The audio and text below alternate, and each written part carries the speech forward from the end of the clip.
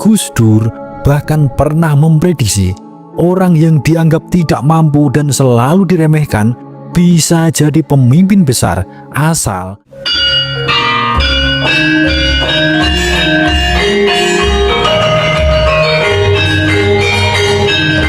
Assalamualaikum warahmatullahi wabarakatuh. Salam waras-waras wae. Tahun 2025, dunia berada di ambang krisis besar. Konflik bersenjata meledak di Timur Tengah. Israel dan Iran saling hantam. Rusia dan Ukraina belum damai. NATO bersiaga. Amerika menekan Tiongkok di Laut Pasifik. Harga pangan dan energi naik. Negara-negara maju panik. Dunia siap memasuki babak baru yang mengerikan. Namun dalam semua prediksi kehancuran itu, satu hal membuat banyak analis heran. Indonesia justru menjadi salah satu negara teraman. Mengapa? Apa karena letak geografis, politik yang netral, atau ada rahasia sejarah yang selama ini disembunyikan? Sebelum kita bedah satu persatu 8 rahasia besar ini, silakan tulis doa dan harapan panjenengan semua untuk negeri ini di kolom komentar. Dan bagi sedulurku yang muslim, jangan lupa tulis sholawat. Semoga doa-doa kita semua terkabul. Yang pertama, letak geografis berada di pinggir perang, bukan di tengah. Secara geografis, Indonesia memang istimewa. Tidak berbatasan langsung dengan zona merah konflik global seperti Eropa Timur, Timur Tengah, atau Laut Cina Selatan. Menurut peta ancaman global dari RIND Corporation dan Global Risk Insight tahun 2024, Indonesia tergolong dalam kategori buffer zone, negara yang tidak menjadi target langsung dalam konflik skala global. Letaknya yang strategis di antara dua samudra, tapi tidak di garis api utama, menjadikannya titik aman yang dilirik banyak pihak, terutama negara-negara yang sedang terlibat konflik. Yang kedua, tradisi non-blok dan diplomasi damai. Secara historis, Indonesia telah menunjukkan kecenderungan untuk tidak berpihak secara militer. Bahkan sejak era Presiden Soekarno, Indonesia aktif dalam gerakan non-blok. Hingga saat ini Indonesia tidak tergabung dalam fakta militer apapun, bukan anggota NATO, tidak bagian dari Quad, tidak sepenuhnya tunduk pada Cina dan Amerika, tapi tetap dihormati karena kekuatan diplomasi dan populasi yang besar. Dalam banyak kasus internasional termasuk Palestina dan Ukraina, Indonesia selalu memilih jalur damai, bukan kekerasan. Yang ketiga, Indonesia memiliki populasi yang besar. Ini bukan beban, tapi pertahanan sipil alami. Indonesia memiliki lebih dari 280 juta jiwa, dengan 70% diantaranya berada di usia produktif.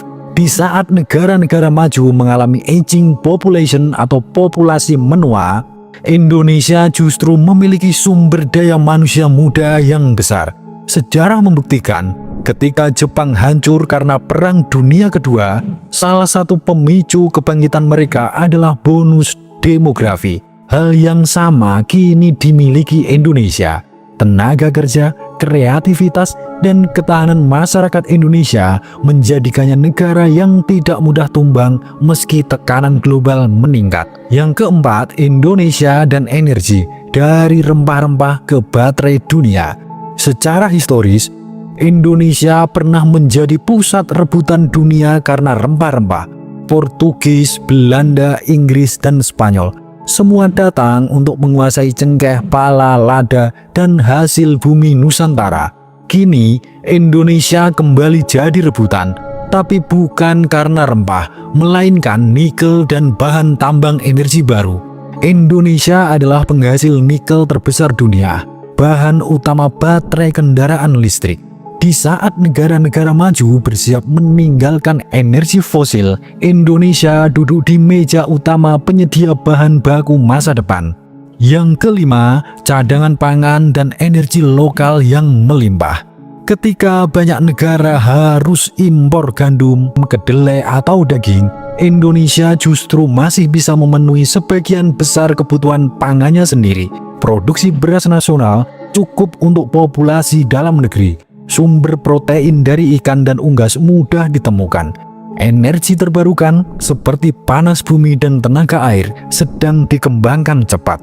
Data dari FAO dan World Food Program tahun 2025 menunjukkan bahwa Indonesia termasuk dalam 10 negara dengan ketahanan pangan terbaik di tengah krisis global. Yang keenam, warisan sejarah dan peradaban yang mengajarkan keseimbangan. Secara realistis, kekuatan Indonesia tidak hanya datang dari ekonomi dan geopolitik. Ada satu dimensi lain yang selama ini tidak bisa dijelaskan oleh logika barat. Spiritualitas warisan leluhur. Ratusan kerajaan besar pernah berdiri di Nusantara, dari Sriwijaya yang menguasai jalur dagang Asia Tenggara, hingga Majapahit yang wilayahnya hampir mencakup Asia Tenggara modern. Yang menarik adalah, raja-raja Nusantara tidak dikenal sebagai penjajah, tapi pelindung. Di Sumatera, kita mengenal Aditya Warman sebagai pendiri kerajaan Melayu yang religius. Di Jawa, Raden Wijaya dan Hayam Wuruk memimpin Majapahit dengan konsep harmoni, bukan dominasi kekuasaan. Di Sulawesi, Goa dan Talo menjunjung tinggi etika dan syariat. Di Bali, Raja Udayana menjadi simbol integritas Hindu-Buddha dan perdamaian antar umat. Para pemimpin itu tidak hanya berkuasa, mereka juga melakukan tapa brata mokso dan menyatu dengan alam, konsep yang tidak dikenal dalam peradaban barat. Yang ketujuh, tradisi spiritualisme Nusantara dari doa hingga ruat bangsa. Sudah menjadi tradisi di Nusantara malam satu suro dan malam-malam suci lainnya seperti malam Lailatul Qadar. Di malam-malam suci itu, ribuan pesantren dan padepokan di Nusantara tidak tidur. Doa terus dipanjatkan dari Banten hingga Pamekasan, dari Mandar hingga Toba. Kiai-kiai tua membaca sholawat, hizib nazor, zikir jahar, dan zikir sir untuk keselamatan bangsa. Spiritualis Bali melakukan upacara Segara Kerti untuk menetralkan energi alam. Leluhur Toraja mengajarkan siklus kehidupan lewat upacara Rambu Solo. Orang Dayak merawat hutan bukan karena hukum negara, tapi karena perintah leluhur. Orang-orang Sunda sambung ruhaniah kepada para leluhur besar mereka. Tradisi ini bukan mitos, tapi bagian dari struktur sosial yang sudah berjalan ribuan tahun. Yang kedelapan, raja dan para spiritualis yang mukso, simbol penjaga alam spiritual. Dalam sejarah Nusantara, banyak tokoh besar tidak pernah ditemukan makamnya secara pasti. Prabu Siliwangi diceritakan mukso di Leweng Sancang. Ratu Sima dari Kalingga mukso di pegunungan utara Jawa. Empu Barada, Sunan Kalijaga, Ki Ageng Selo, semuanya diyakini telah menyatu dengan energi bumi. Bagi masyarakat spiritual, mereka bukan mati, tapi masih hadir sebagai penjaga yang tak terlihat. Fenomena ini juga disebut oleh para ahli antropologi sebagai living legacy, atau warisan yang masih hidup di bawah sadar kolektif bangsa Indonesia.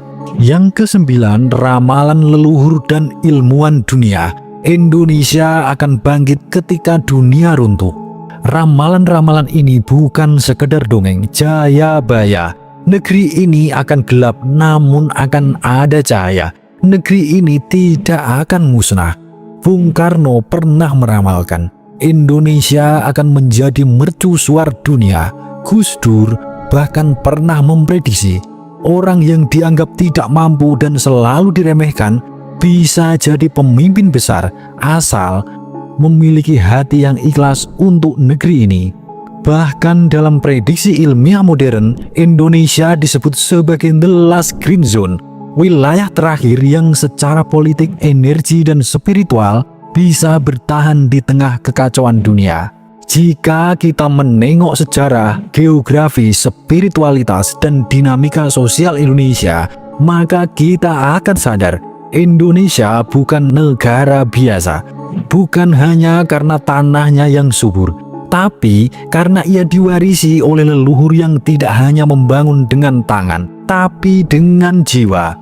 Maka tak heran jika di tengah persiapan Perang Dunia Ketiga, dunia mulai melihat ke Indonesia sebagai zona aman, bukan medan perang, sebagai pusat cadangan pangan dan energi, bukan target konflik, sebagai kebangkitan spiritual manusia, bukan pusat kehancuran.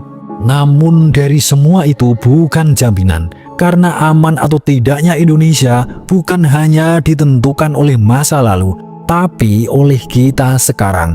Lantas, apa yang harus kita lakukan dengan fenomena ini? Sebagai generasi penerus, kita punya tanggung jawab yang besar.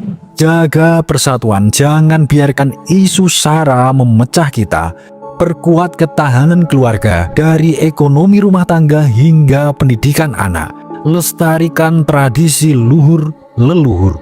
Aktif secara spiritual dan logika, kuatkan koneksi dengan alam dan Tuhan, tapi juga waspada secara realitas. Karena di saat dunia terbakar dan hancur, Indonesia tidak boleh hanya jadi penonton, tapi penjaga dan pelestari peradaban baru. Suradira Jayaningrat lebur dening pangastuti. Wassalamualaikum warahmatullahi wabarakatuh.